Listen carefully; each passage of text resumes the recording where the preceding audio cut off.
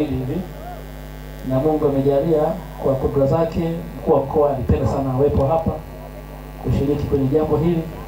Ametigwa kwenye ratiba nzito kidogo nje ya wilaya yetu ya mjini kwenye mkoa wake wa Dodoma, lakini nafahamu alikuwa anafanya jitihada Mheshimiwa Rosemary Senyamule kuja aweze kuwahi tukio hili. Tambueni mpo naye, anawapenda sana, anawajali sana, anawatakia kila laheri katika SACCOS yenu.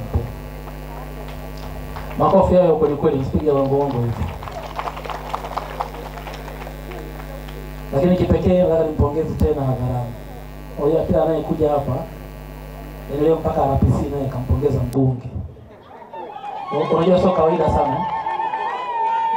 Yaani ukiona hivyo watu wanaongea kutoka moyoni kwamba Anton Peter Mavunde kwa hakika hii kazi ya ubunge kwake ni utumishi. Ni utumishi. Si mbunge wa kuinua mabega, si mbunge wa kujikweza, ni mbunge wa kutumikia wapiga kura wake. Naambiwa mpaka soma seminari, sasa hiyo tutaitafuta hiyo tuihakiki. Lakini kwa kusema kwa kweli, sisi tunakupongeza sana kwa namna ambavyo unafanya kazi zako za kibunge, kwa jinsi ambavyo unaunganisha makundi na kuyasaidia makundi yote. Hujawahi kubagua. Wiki mbili zilizopita tulikuwa na event pale Machinga kwenye soko, na nilisema mimi ukiniuliza ni kama vile kila wiki hivi kuna tukio moja ama mawili ambayo mbunge anafanya kwa wapiga kura wake. Kwa hivyo kutoa ni moyo wala sio utajiri. Mimi nafahamu wewe mwenyewe kwa mahusiano yako na wadau wengine unafanya kazi kubwa nzuri, sio zote tunaitambua, tunaithamini na tunakupongeza sana, na tumpigie makofi ya heshima mbunge wetu.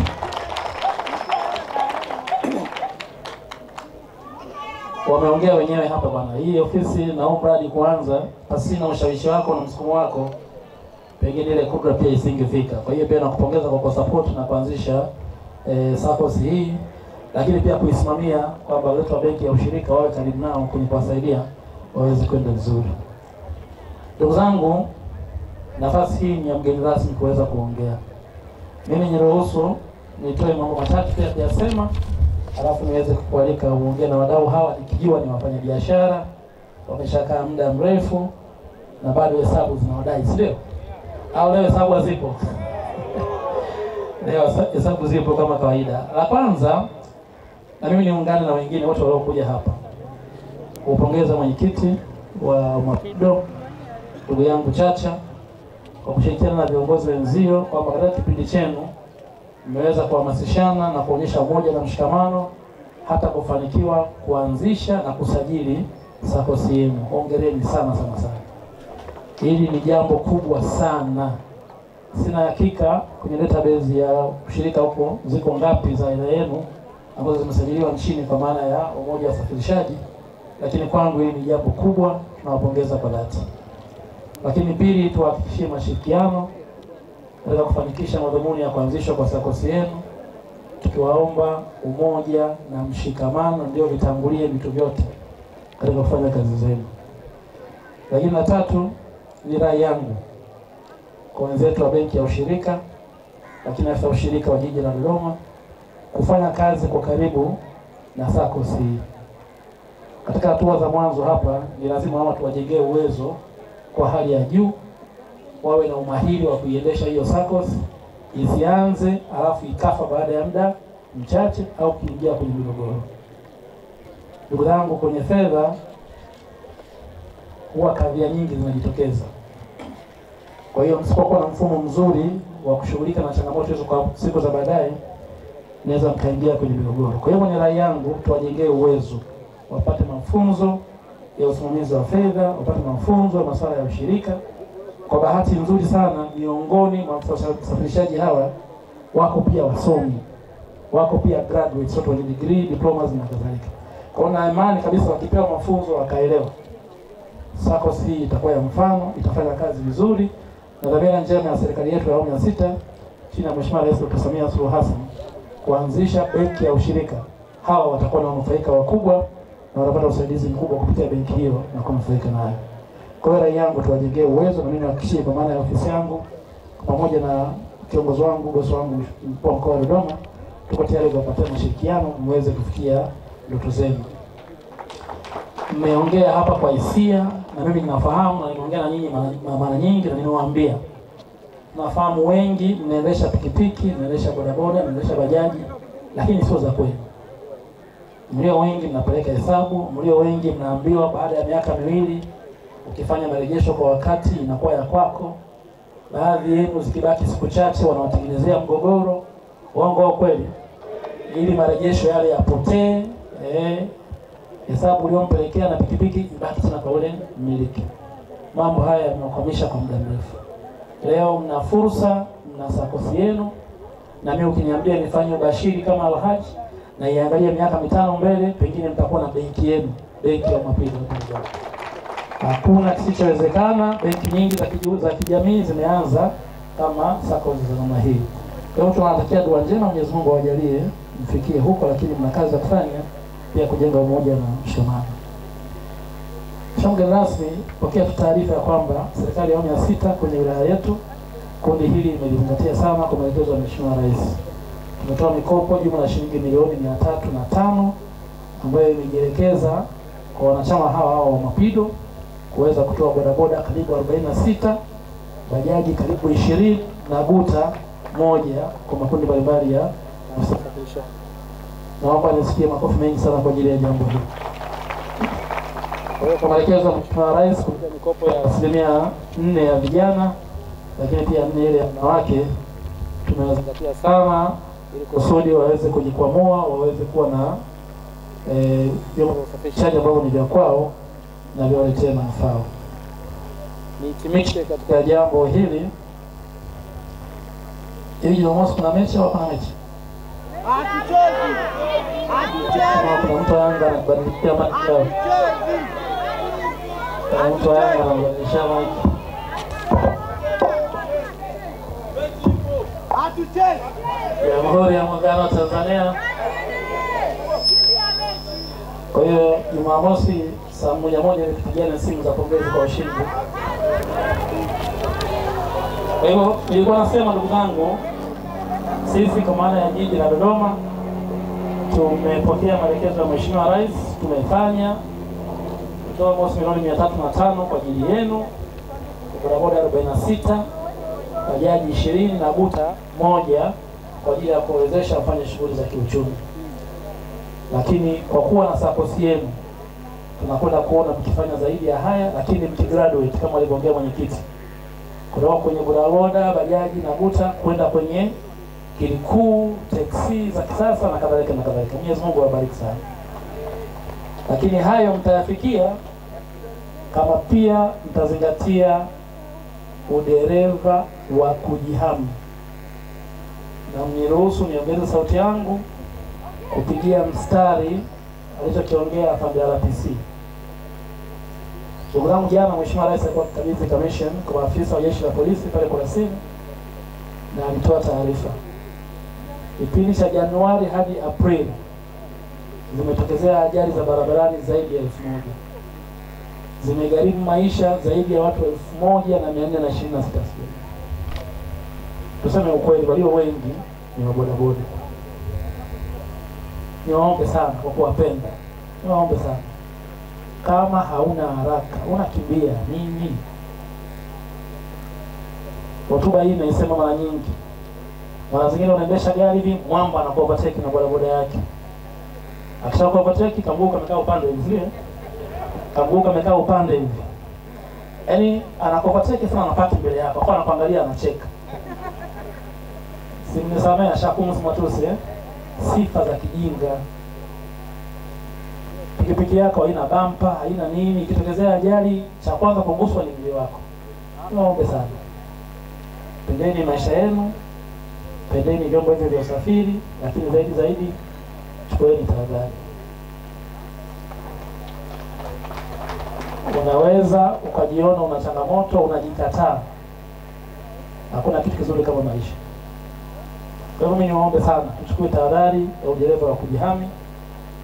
Tulinde usalama wetu sisi tunaoendesha vyombo vya moto, lakini pia usalama wa watu wa barabara wengine. Na mimi nafahamu ni matokeo ya vitu vingine mbalimbali. wakati mwingine msongo wa mawazo wa marejesho, mikopo umiza, si ndio?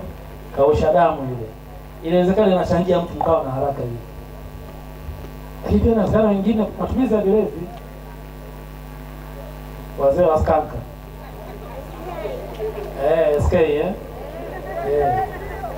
wazee wa msuba, acheni mambo hayo, sifa za kijinga.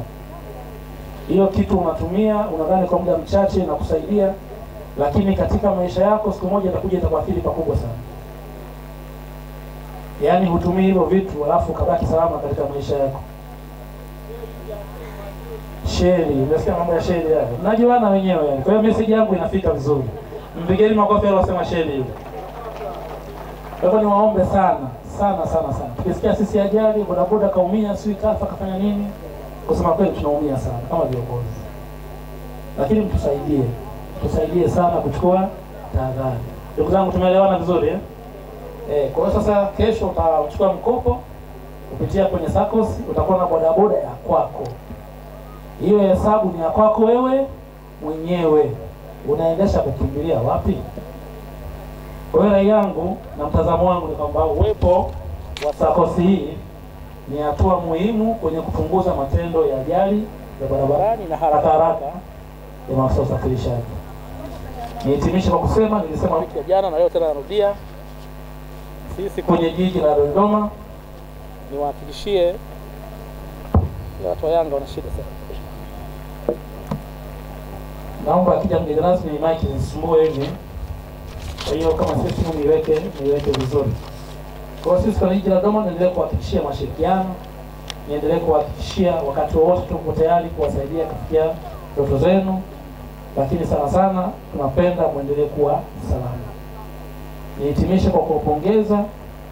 Mimi nilipanga niongee kwa urefu, lakini mmenisaidia katika dua ambazo mmesoma wenyewe, mmenisaidia katika risala ya kwamba Oktoba tuna jambo na uchaguzi mkuu, lakini tuende kwa amani na utulivu. Hakuna mbadala wa amani, haupo. Ndugu zangu, wanapokuja katika nchi ambazo wameharibu amani yao, tunaona kwenye television, sio maigizo. Una mke wako unampenda, una wazazi wako unawapenda, lakini ni kongwe. Hawawezi kutembea wakavuka nchi kuwa wakimbizi nchi zingine.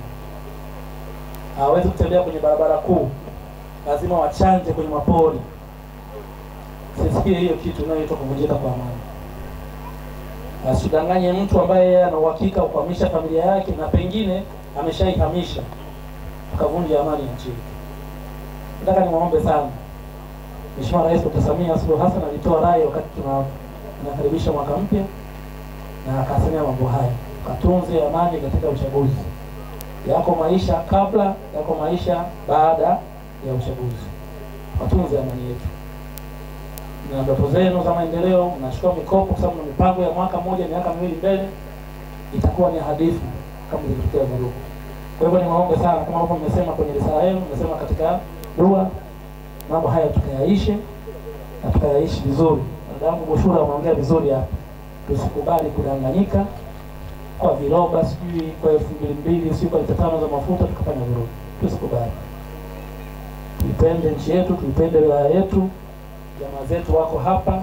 Sisi tunasema Oktoba tunatiki. Tena tunatiki kwa amani na utulivu. Baada ya kuyasema haya mengi kabisa,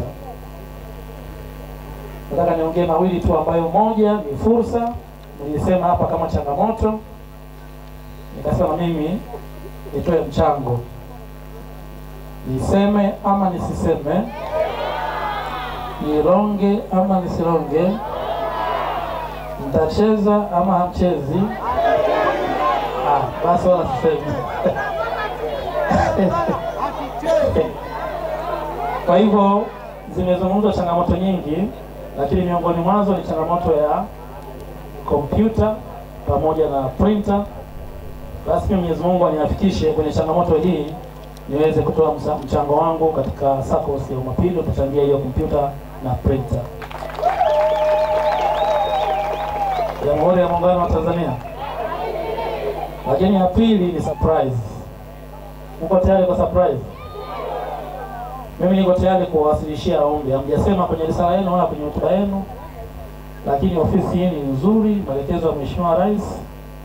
Jiji la Dodoma nao wakajitutumua kwa mchango pia Mheshimiwa mbunge akaweka na vifeva hivi. Lakini ofisi iko wazi. Nyinyi mnasemaje? Hii fence haijakamilika pande zote. Uongo au kweli? Wangapi wanataka pawe na fence eneo lote hili? Sasa kuna watu Yanga hawajaonyesha mkono. Sasa mimi hili kwa niaba yenu, na kwa sababu ni mbunge msikivu sana, na kwa sababu yuko nyuma ya uanzishaji wa SACCOS hii, mimi nafahamu ana vipaumbele vingi. Ninafahamu kwenye meza yake pana maombi mengi.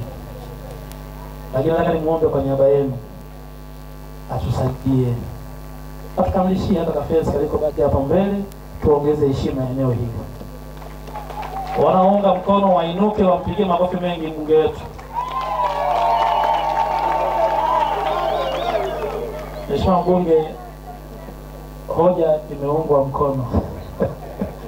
Kwa lugha ya kibunge, hoja imeungwa mkono. Kwa Mheshimiwa mbunge, mimi nakuomba kwa heshima kabisa, watu hao umewasaidia parefu, umewatoa mbali. Yapo waliyosema, mengine hawajayasema.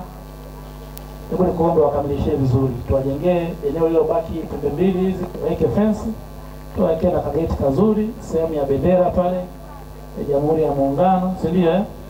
Alafu fence tunaipiga rangi gani? Fence tunapiga rangi nyekundu kwa heshima. Tunapiga fence hapa rangi fulani nyekundu hivi ya heshima, ni kama carpet hivi. Hapo vipi?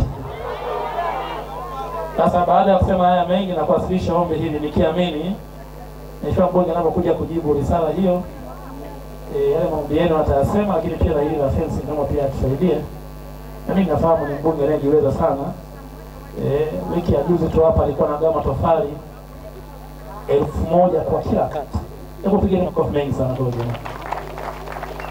Yaani kila kata, hapo mara hajasema tu hapo. Lakini kalamba matofali 1000 hapa ya mbunge. Lakini tani 102 za simenti. Bora sisikii makofi sasa, mambo yatazogea. Ujue na mpanga hapa haja atoe tamko. Tani 102 sawa na mifuko 50 ya simenti kwa kila kata. Yaani siku hiyo mambo ya mishikwambi kwenye mashule huko, siku hiyo jezi kwenye timu yetu ya Umeseta na Umeshunta. Jamaa mwamba sana bwana. Pigeni makofi mengi sana. Mwenyezi Mungu akubariki sana Blai kwa kazi unayoifanya.